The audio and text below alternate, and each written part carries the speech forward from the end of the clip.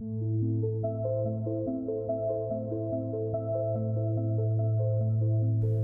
we are joined by Angela Ford of Project Stargate. Angela spent 32 years in the intelligence community. We talk about everything from remote viewing, UFOs, and the paranormal. Hi, Angela. Thank you so much for coming on the podcast today. How are you doing? I'm fine. How are you doing? Hi, Angela. Thank you for coming. How are you? Thank you for having me. Thank you for having me on the show. Yeah, so obviously Project Stargate was set up towards the end of the Cold War. Like, what did a typical day at Project Stargate look like whilst you were remote viewing? Well, we had two buildings, and one building is where the remote viewers had desks, and that was where we worked. But there was a second building, and that building was the one that we remote viewed in. So they would, if a person just entered the program, they would not do operations right away. They would be taken into training. So they would have a training officer train them. And I think you would train 3 days a week, maybe 4 days a week. And then they would take you through extended remote viewing or coordinate remote viewing. And then after you had the basics, then they would do assimilated military targets, where you would do military targets, and then you would work yourself up to do operations. And this was during the Cold War, before the fall of the Iron Curtain. So a lot of the targets were Soviet sites. They were buildings. We were tasked, like, what was inside those buildings, what was going on inside the buildings. So at the peak of the Project Stargate, was it how many remote viewers were there? And did you work individually or did you work as groups? Oh, no, we worked individually. Let me see. I think at one time there could have been, there could have been 6 to 8 viewers at a time. I think there was always less than 10 viewers. I would say maybe 6 to 8. So I would say 6 viewers. Let me see. You're most famous for tracking U.S. Customs agent Charles Jordan to a place in Wyoming in 1989. Could you run us through this case? Because I think you received an award for that case as well, didn't you? No, I was promoted. It wasn't an award. Yeah. I was coming up for a promotion. So there was a case.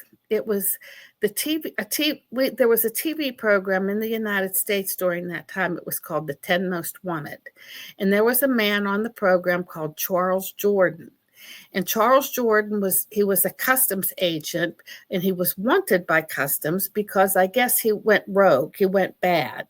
So he took the money or was living somewhere. So customs wanted him because he was an agent that went bad, and in law enforcement, that's the worst thing you can do, is have someone of your own turn on you. So customs agents got in touch with Dr. Verona, and they said, we're looking for a man named Charles Jordan. So now by that time, I was having a little bit of success with the hostages, being able to locate them, and we were getting feedback that, we were doing pretty good. So they decided to run me on Charles Jordan. So they did. And the question was, my boss and I went over, and it was very simple. Where's Charles Jordan? And I just wrote in automatic writing, I said Lowell, Wyoming, Lowell. Well, my boss, Fern, was from Lowell, Massachusetts. And he said, I never heard of Lowell, Wyoming. Are you sure it's not Lowell, Massachusetts? And I said, no, because I was getting the flavor. The feeling I was getting was of the Old West, the Indians, the cowboys. I said, no, it's Wyoming. Well, he didn't know what to do. So there was a book. There was a map. There was a book that had pages of maps of the United States. So he went through the book. And he said, well, there's a Lovell, Wyoming. And I said, close enough. That's it. Because what happened after I received Lowell, Wyoming, and then after I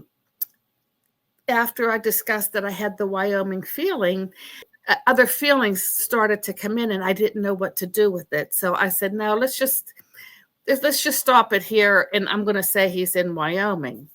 So they took my Wyoming to Customs, and Customs said, oh, he would never be in Wyoming. He would be in the Caribbean. He'd be in Florida. So then what happened was they kept wanting me to work the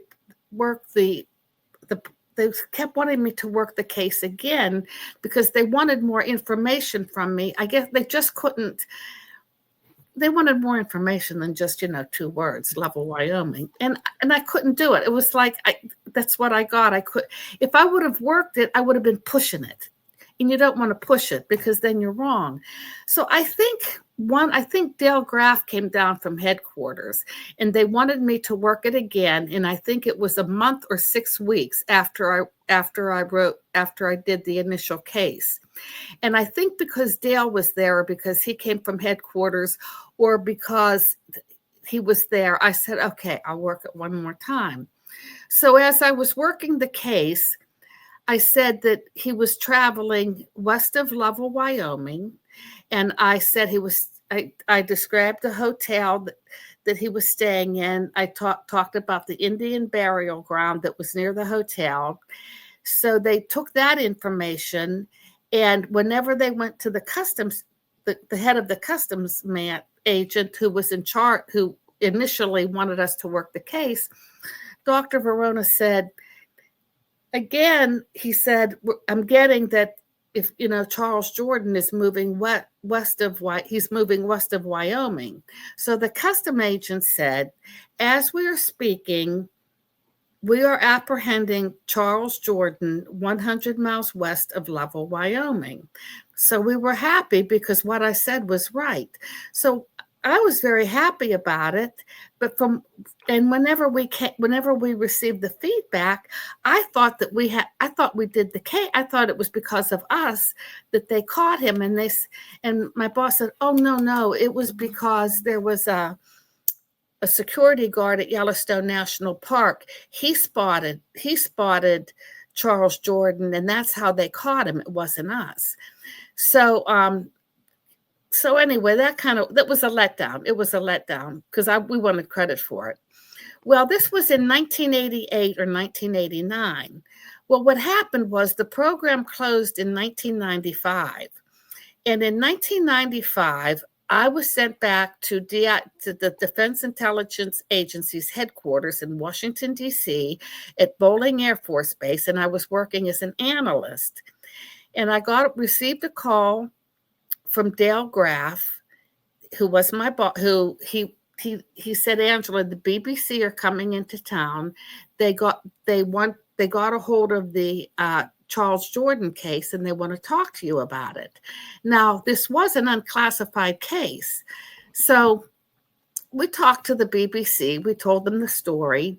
Well, then they came back a year later, and the BBC did a reenactment of the case for the Discovery Channel. Well, when they did the reenactment, the customs man was there. And I don't know how Dale said it. Dale said, boy, it's a shame we didn't get any credit for that case. And the customs man looked at him. He said, what do you mean? He said, it was because of what we did that led to the arrest of Charles Jordan. And we said, we didn't know that.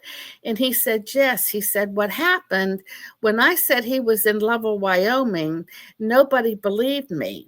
But about 3 weeks after I said he was there, he sent a picture of himself to his mother to show that he was alive and well. Well, when she showed the picture to the FBI, in the picture there was a truck with Wyoming license plates. So they said at that time they knew I was right. So they started to send pictures of him and alerts up into Lovell, Wyoming, saying, we're looking for this man. This is the guy. This is what we want. And I guess they just flooded the area with his picture. Now, it's not a heavily populated area. So I think, and they said about 3 weeks after that is whenever I ran the second session and they apprehended him. So they said it was because of me. So here we were, it was, 1995, and we finally discovered that it was that I did do it. But But That's how like incredible accuracy, isn't it? Especially with like the feedback you got as well, and you got the credit in the end, which is good. yeah. After Project Stargate closed down, I believe you went to Russia with Dr. Ed May to meet the Russian remote viewers. What was that experience like? Well, what happened was when the Soviet Union fell, and it was no longer the Soviet Union, but they were made up into different countries, Russia, Belarus. This was in 1991. And Dr. Ed May was our scientist. He was our contractor. He was our scientist contractor. He worked at Stanford Research Institute. And he came to DIA and he said, I'm going to Russia. He said, this is the most open the country will ever be. And he said, you're going to pay my way to get there. And he said, I want to meet with the ex-Soviet psychics. I want to meet with the I want to meet with the scientists. So he started to take trips up there. But prior to that, prior to him taking trips up there, this was before the fall of the Iron Curtain. Yeah. Gorbachev, the Eastern European countries were going through an economic decline. It wasn't that Gorbachev believed in democracy. He needed help from the West for these countries to survive. So he allowed a lot of Soviet Jewish people to leave the Soviet Union if they wanted to. And there was one woman by the name of Larissa who left the Soviet Union, and she went to Israel to live in her homeland. Well, Larissa worked as a parapsychology scientist, all involved with this research inside while she was in the Soviet Union. Well, we were able to identify her because the United States is watching who's coming out, and we identified her. We found her. She's in Israel, and we're like, let's bring her to the United States. And let's see if she has any information for us. We used her as a source. Well, she came to the United States and she never left. She started working with Ed May. And then she had a friend named Victor who was from Ukraine. And then she helped Victor come to the United States. And they were working with Ed May. Now, because after Ed, they were the ones that were telling Ed, this is who you have to meet. They're giving him information like what the Soviets did in the research, who were the big shots, who were these people in charge. So this was since 1991. This whole it just started. And then I think Ed made enough visits that they started to trust him, that they finally allowed him to meet General Savin, who was ahead of the Soviet of the psychics. So in the meantime, through all of this travel, everybody became friends, and then the information, because Stargate was unclassified and no longer existed. Then now we're telling stories like we spied on you and we saw this, and they're telling us we spied on you and we saw this. So a book was written. It was called ESP Wars. You can buy it on Amazon. And once the book was written, we were invited to Russia to hold. There was a reception in honor of this book, and for the authors and for the remote viewers. So in 2015, we were invited to Moscow to have this reception, and I met a healer, a psychic healer who traveled with Yeltsin and with Gorbachev. And he more or less would travel with them, and he had to make sure that they were safe. I met a man who was second in charge of the KGB during the 1980s when I was remote viewing, and he said that he built like weaponry that mimicked the psychic weaponry.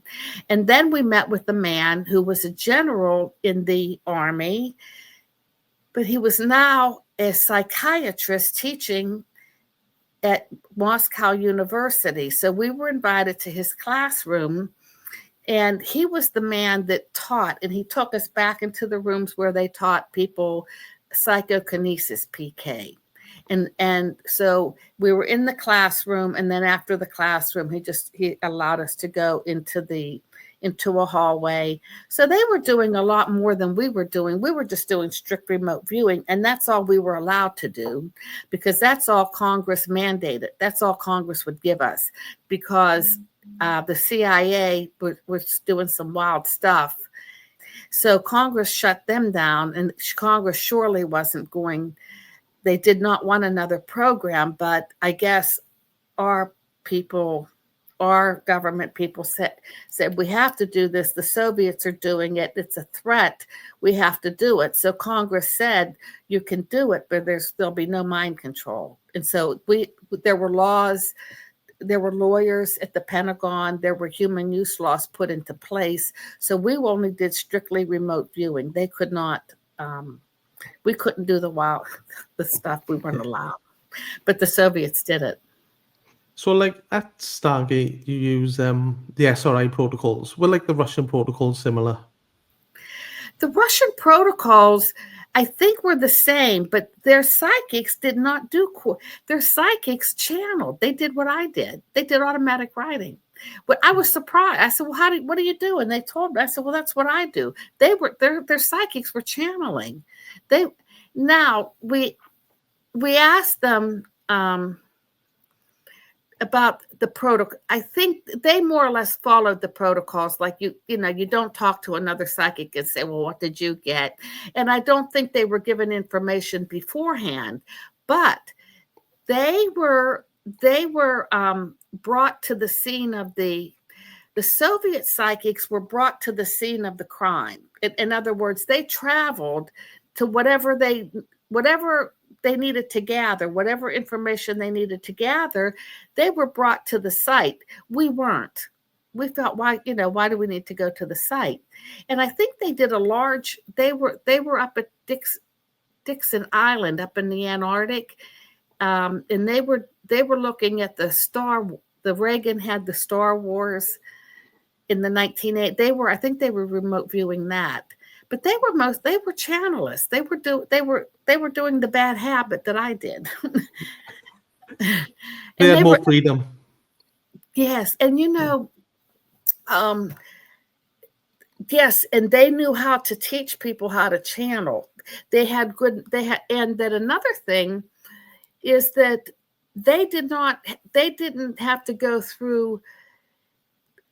We went through a lot trying to raise money, trying to keep the program alive, because a lot of people were against it because they felt it was the work of the devil. And so we always had to fight. It didn't matter if we did well, or if you showed people, well, these are good results. The program hardly cost anything. These are people. These aren't machines. It didn't matter to people if a person's belief system doesn't believe in it, you're not going to change their mind. So you can stand on your head and you can show them great results, but we always had to fight that. But the Soviets didn't. That was in their culture because of shamanism. So it was deeply rooted in them.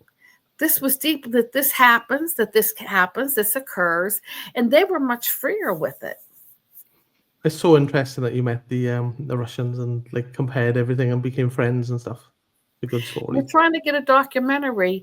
We're trying to do a documentary on it, and I hope we're very close. Fingers crossed. So we rewind a little bit. Can you remember, like, when you were a child, when you first realized you had these abilities? I remember being very young and just going out of body before I was 6 years old. I could have been 4 or 5 years old. And I do remember going out of body. I can remember having dreams at 5 and 6 of Russia and China. I just had precognitive dreams. And I would tell my mother and she would listen. So we found out years later that my mother was psychic, and my mother always had an interest in it. Now, because of her interest, I grew up with Edgar Cayce books in the house.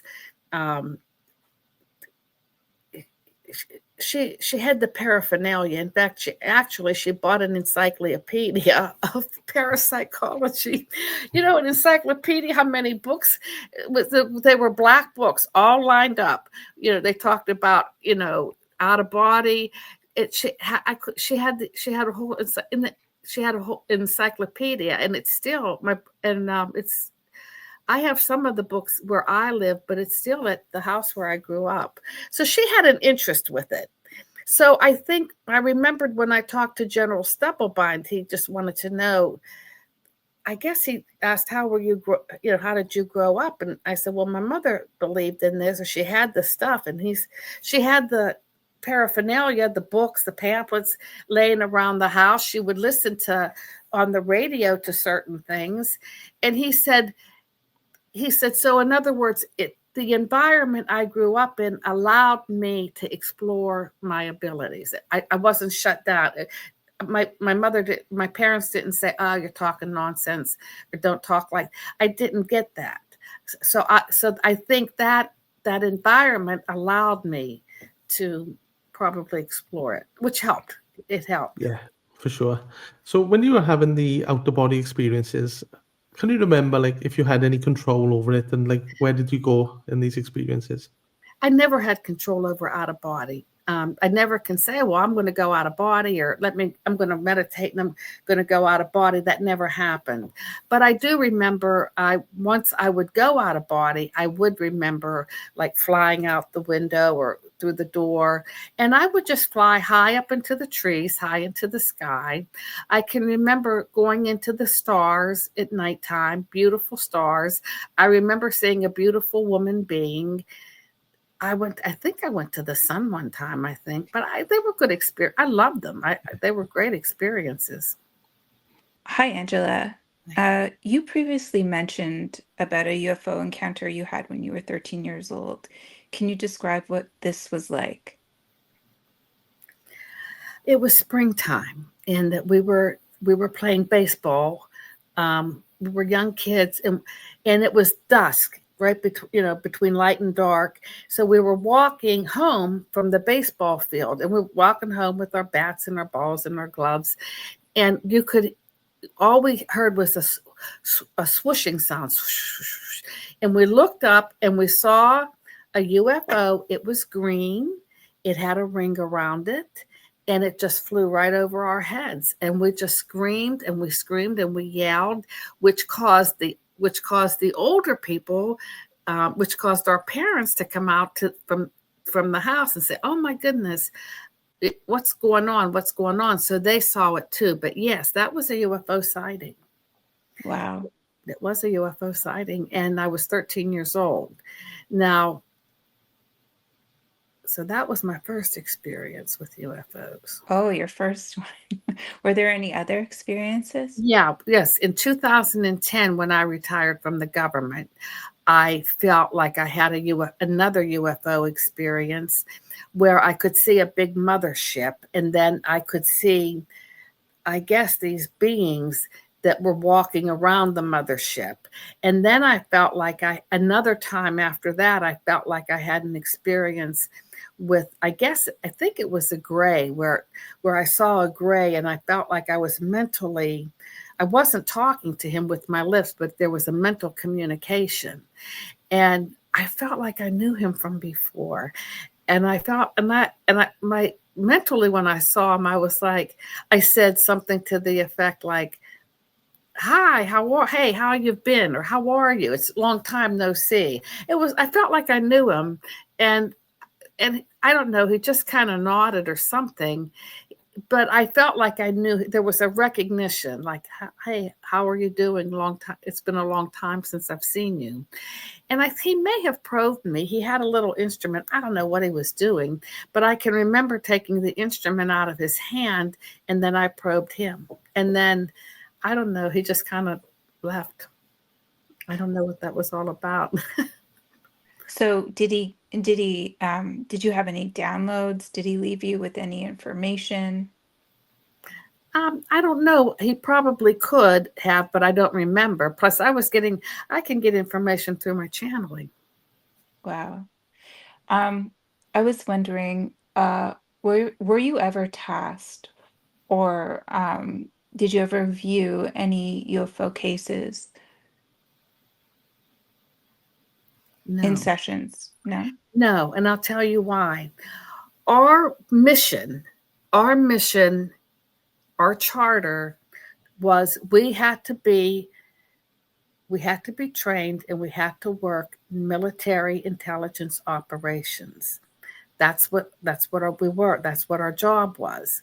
Now, in order to get to that point, we had to undergo training. And when you train somebody in remote viewing, what you do is they need feedback. So you give them targets, you give them pictures that you have feedback, that you have information on. So when you give them feedback, they'll know whether or not the information was good or bad. So you're giving people some targets. Pictures include the St. Louis Ark, Stonehenge, Right. Washington Monument. You know, we're looking for shapes. Now, so that was what we were doing. It was, you had to get the person ready for operations, and the only way you could do that is they had to be able to see whether or not they were remote viewing correctly. If they weren't, how do you get them better? Now, I do know that Ed Dames used to, that had his own little thing going on where he wanted people to remote view Mars. He was big on UFOs and Mars. So he had this little side project going on for himself. It was a personal thing for himself. So some people worked it. I worked it, but every time you went with Ed and you know that you were doing something, a personal project for Ed, you know that you were going to remote view Mars. You knew what the target was. So I don't even know if it was even credible. Right. You know, and we don't have at that time, we didn't have information. I think Ingo Swann, didn't he remote view Saturn or Jupiter and said there were rings on it? And then years later, they could confirm that there were rings on it. So at that time in that unit, I mean, and I think people did have their own little personal stuff going on. Projects, their own projects. And I think too that remote viewers wanted to make up their own target pools. So that could have been going on. But I do know that it had to stop at some point, because with the UFO remote viewing had to stop in the unit because it started to take over everything, and we couldn't confirm. You can't tell a remote viewer, well, gee, that's right, that's wrong. We didn't have information on it. Right. Right. So, and we were close to NASA, but NASA wasn't they weren't tasking us with anything. Interesting. So they never came to you and said, No, we have this unknown. Can you do a session? No, because they're not an intelligence organization. Okay. They're not they did not have, they weren't an intelligence organization. Right. And we were a special access program, and they may not have known we existed. Right. They may have not even known that we existed. Yep, that makes sense. So, like, let's say, coming from your own beliefs, what do you think the UFO phenomena is? What are we experiencing? I think it's just time that, I think it's just time that people start recognizing them. They've been with us since the beginning of Earth. I think they've been here before. I think they've helped us build things. I think they like to be recognized. I think they have helped us before. Maybe they want to help us again. Right. We're not exactly doing well as a species. Yeah. And I think that they've helped us before, and I hope that they help us again. Now I feel like sometimes I get confused because I don't know if they want to. Do you feel like they want to be known? Do they want to help us now? I don't feel like they want to be known personally, or else like they would have revealed themselves to the masses. It always seems to be like individual contact. And if they wanted to be known, then it would have happened a long time ago. That's what I feel. Do you think that do you ever feel like they had some sort of hand in our development as a species, as like via modifying us as a species? Oh, you mean like genetically modified? Yeah.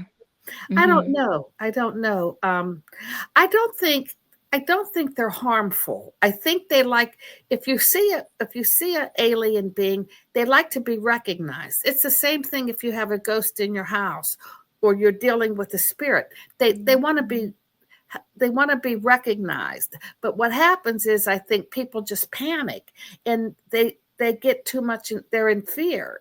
But I think if people would just relax and say, hello, how are you? Who are you? I think we could have better communication and find out information. So there's a lot of people who talk about abductions then, and some of them talk about it negatively, Yeah. and some talk positively. What do you think is really what's happening? Do you have any ideas?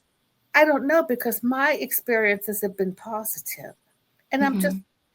I don't know what to say I don't know what to say. I mean, people tell me they see negative spirits, angry spirits. I don't know. I mean, I guess I don't know what to say to that. I just say, Right. what do you think? What do you think?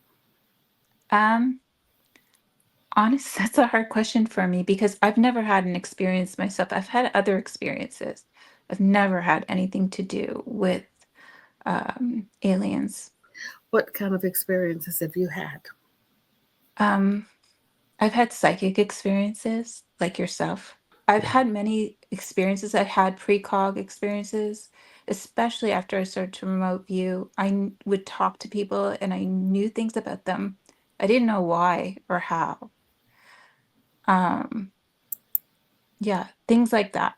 And I had 3 knocks recently when I got involved in this whole UFO Twitter uh, forum. And on Spaces, I've been asking a lot of questions and talking to a lot of experiencers. And I've had activity in my house that's a little weird. I don't get scared. I've seen like a shadow person. I've heard 3 knocks. I've felt like something was in my bathroom moving around and downstairs moving around. So it's been interesting. I try not to get scared though. Nothing like wow, but just odd things happening. Yeah. You've actually answered a lot of questions that I had, but I will go into um, were you ever part of the Pat Price era, or you weren't? No, I was after Pat Price. I was after Pat Price. Okay, okay, okay. So did you work with Joe McMonagle? No, Joe retired in 1984 and I came into the unit in 1986. But I Okay. but I got to know Joe very well. I teach at the Monroe Institute. I teach remote viewing 2. He does a remote viewing 2 class and I teach the last segment. But I do know Joe. So that's the advanced course that you're teaching. The advanced, I get the last hour. That's interesting. Um, have you ever talked about uh, remote viewing Mars to Joe? Because I believe that's like a huge. Uh, No, because my remote viewing with Ed Dames was I always just knew that it was just stupid. I knew I was remote viewing Mars and he was interested to know if there were people on Mars and then you just tell him yes just to make him happy. So I just looked at it as just nonsense. I never took it seriously. Now, Joe has remote viewed Mars. mhm. And so what did he get feedback on it now or? I don't know if he's gotten feedback. I do know one session he did that was actually a target for Intel, and he picked up. Joe picked up he tells the story that he picked up something in a session that was maybe a UAP, and then afterwards they showed him the satellite photo of that UAP. So that's interesting. Yeah. When did he do that? When did he do that? Oh, I don't know, but he tells that in his stories. Did he But do it's that while he was at Fort Meade, or did he do that after he retired and worked no, as a I I'm think not quite sure. I Um, think he did that after he retired from the military, and then he was working for Stanford Research Institute, and I think okay, that's when he did it. I don't think he did it as part of the Stargate program. I think okay. he did it when once he retired, and he was working for SRI probably in his later years. Are But y- are y- are you I yourself working as a contractor? no, I do work for Ed May sometimes. Um, but Ed has his own private lab. He's not working for the government anymore, but he has his own lab. So sometimes I work for Ed if he wants to run trials on whatever he's trying to look at. Right. And you use a technique called automatic writing. Do you believe that um do you have any other abilities like channeling? Do you use any of Channeling, those? automatic writing is channeling. It's Okay. it's the same thing. Automatic writing is channeling, and then there's a trance channeling where the entity kind of comes in. Right. But I don't do trance channeling. Oh, okay. But yeah, Okay. automatic writing is channeling. Okay. And and then I do extended remote viewing, which is nothing more than the silver mind control. You kind of go into a meditative state, and then you see images, and then you come out and report your images. Are you teaching that in your course Yeah, I that teach you're it. coming out with? Yeah. That's interesting. I'd like to try that. Also, have you ever had any negative experiences while remote viewing or automatic writing? Like, is there? Yeah, they would put. Yeah, sometimes they put stupid targets pictures in the target pool. I can remember there were two sites. One was in the NSA. NSA is the National Security Agency, and then Mhm. right beside, and that was a site, that was a target, and then near NSA is Edgar Allan Poe burials. Edgar Allan Poe was buried near NSA. So they would have these two target pools. One would be the grave of Edgar Allan Poe, and the other would be NSA. So I remembered getting Edgar Allan Poe's grave. I mean, I didn't really want to do that. I can remember that. And then they put me the Masada, where the Jews were killed. The Jews took poison because the Romans were coming up to Oh, I've been there. Yeah, Mossad. Yeah, Masada. the Yeah, I did too. Masada. Is that what it's called? I forget. Yeah, Yeah, Masada. it's that hill. Yeah. Yeah, I mean that's yeah, I mean that kind of affects you, where it's like kind of know something bad's going to happen, so you don't want to do it. So you kind of back off and just don't do it. So when So you're doing a session, if you fear that there's some sort of um, trouble ahead, your subconscious is basically saying, "Don't look at it." Is that a problem when you're targeting, no, when you're being targeting some, sessions, you know? sometimes, but then again, I sometimes, I mean, I don't know. Sometimes I don't know. I mean, I can't answer that. Okay, I that's can't fair answer enough. that. I mean, when you think about what I did, I located hostages. Hmm. I did their health statuses. I mean, that's not pleasant to look at. No. Yeah. When you look at all of that, I did weapons of mass destruction. I mean, I had to find those. That's not pleasant. I had to access and describe world leaders that weren't nice, that were negative. So when you're asking that, look at the work that I did. That wasn't positive. I mean, I wasn't, looking at pretty pictures all day. But the subconscious kind of likes to stay away from something that scares it or something that might, you know, that you might find a threat. Do you feel that ever was a problem with your sessions or? You had no problem with that. I didn't have a problem in the operational world. I did Mhm. not have a problem. But if somebody deliberately wanted something, if it was planted, if it was deliberate, I Mhm. could sense that and I wouldn't do it. I knew Got not it. to do it. Mhm. If somebody Okay. put a target in that was not pleasant and they deliberately did that, I knew, and I wouldn't do it. I just wouldn't do it. Speaking of like targets, John Target Ramirez, I don't know if you know him. He who? is he's someone who makes the rounds in the UFO world.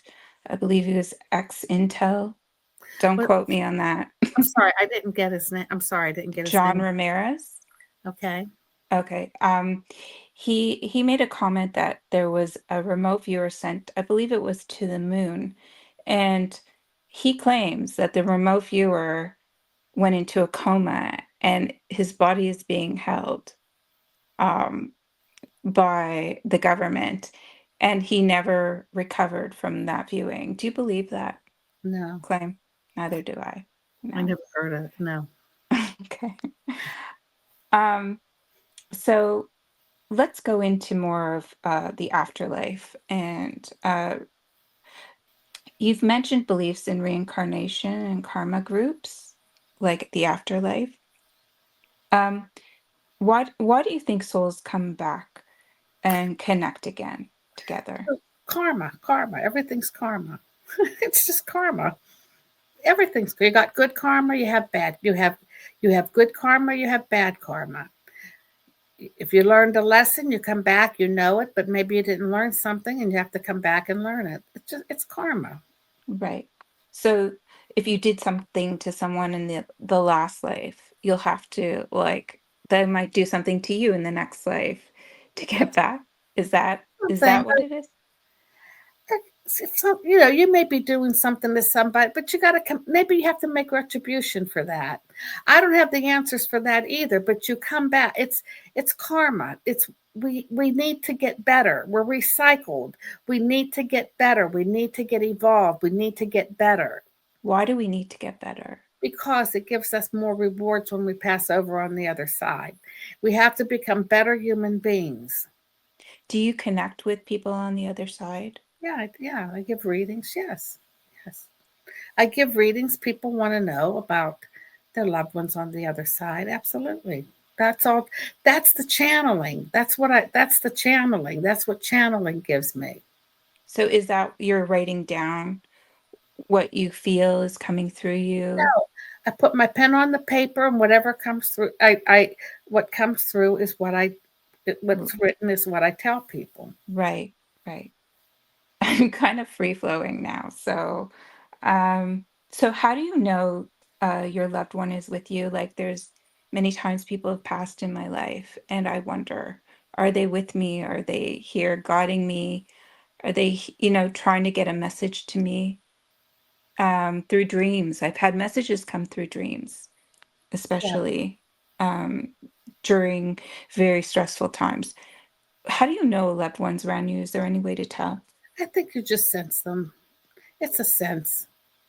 Hmm. Just sense. It's a sense. I think you just sense them. But dreams are a good way. Dreams are an excellent way. I don't. You just sense them. You could maybe it's a smell. You smell something. It reminds you of somebody, or you're thinking of them. It's a sense. It's like it's just a sense. So during that time as a channeler, have you ever received a message from like beings or entities about the future of humanity? Yeah, I can remember. It's up to us. I mean, yeah, it's up to us. It's we're. Um, I think that we're going. I think that the Earth is going through a shift. The sun. We have to look at the sun is changing because of the sun's because of the changes that the sun is going through. It's going to make our DNA could change. Our DNA will change. I think that the way that babies that are going to be born in the future will have a different way of thinking. Um, I think there'll be more group connect. I think there'll be more of a group connection. I think that the way that the earth is evolving, it's a living organism. It's changing, it's evolving. The sun is changing. And yes, that will affect us and how we live. What do you think? Well, there's evidence in history of solar events, isn't there? Cyclical solar events. So there's been talk in the intelligence community as well of an event coming in the next few years. So do you know anything about that, or No, I did hear what's supposed to happen in the next few years. we don't know? It's a lot of people say 2027 that something is going to happen, possibly with the sun or pole shift. So yeah, but we'll have to see. I can remember when I did a lot of channeling in my early, when I first started to channel back in 1984. I can remember getting a lot of information like that, but I can't remember. I just can't remember it. But I'm sure. I mean, we're just changing. Earth is changing. I think that they say that Earth will go back like it did in biblical times. The Earth will go back like the original Earth in biblical times. So why? So what was the original Earth like? Exactly. Who knows, isn't it? We don't know.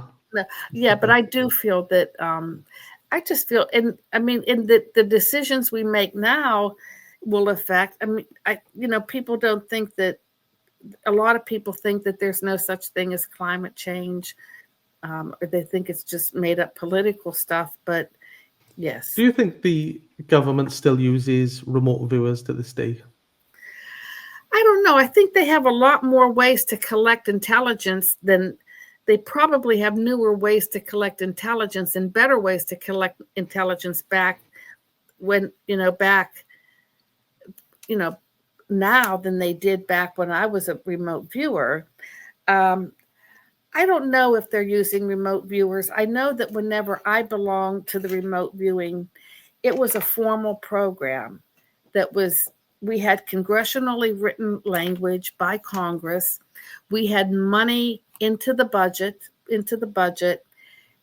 and we not only remote viewed, we're interested, what are other countries doing? Could it be a threat? Is it a threat? How high is the threat? We were looking at the foreign assessment. We were putting money, we were giving money into these institutions that were studying psychic research.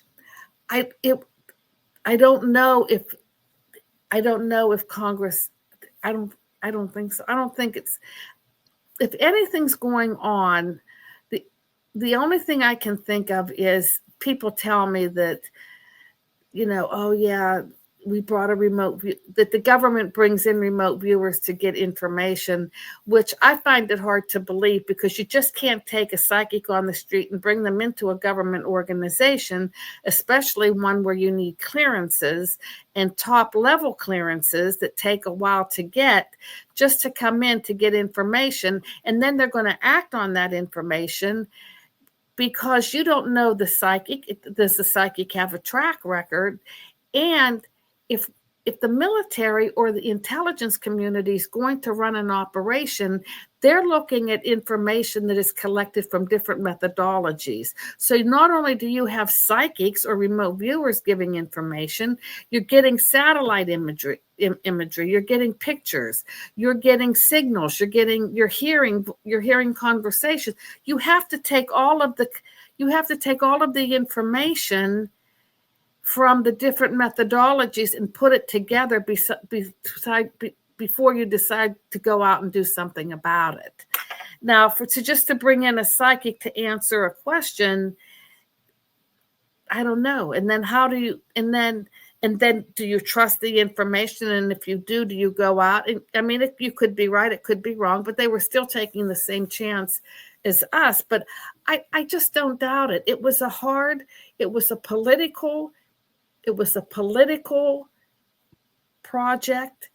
We had people in the government for years and years and years that believed in it, that wanted it, that had the background in it, and they fought hard to keep us. Once they retired, we didn't have people like them anymore. People didn't care.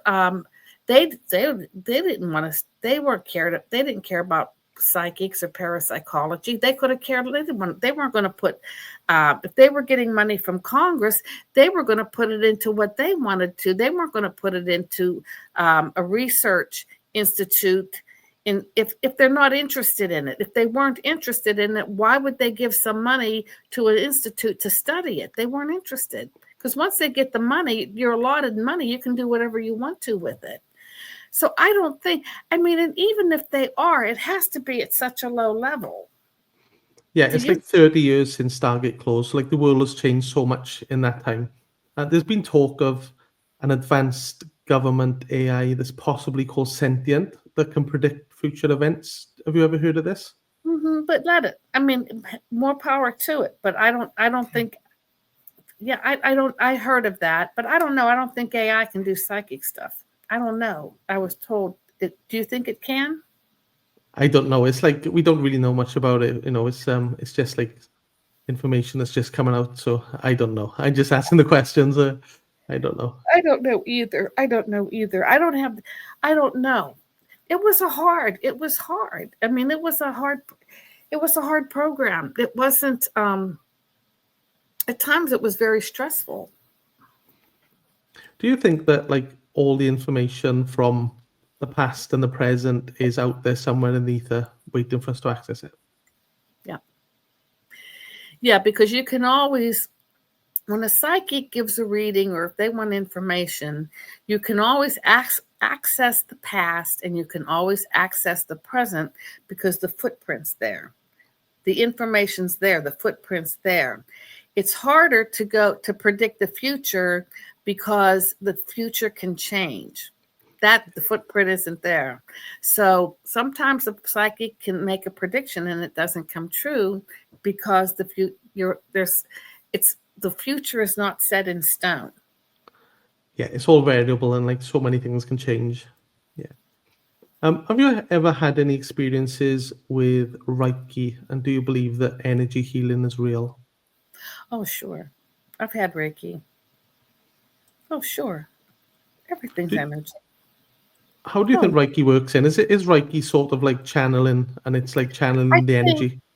I think it is. I think it's something like channeling.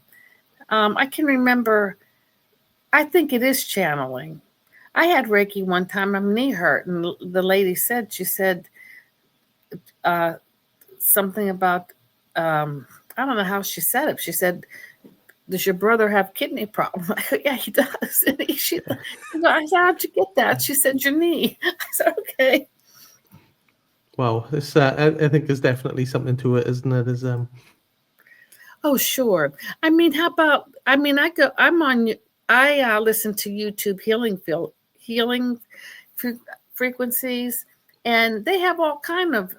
There's all kind of music you can listen to. There's one called aura cleansing, and you go down and you get your auras clean, and you feel better from all of that.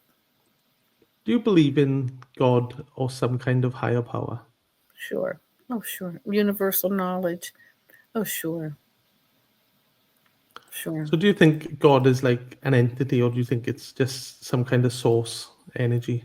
I think it's a source, but I don't know. I've known people that have had near-death experiences, and they talk about seeing God as an entity.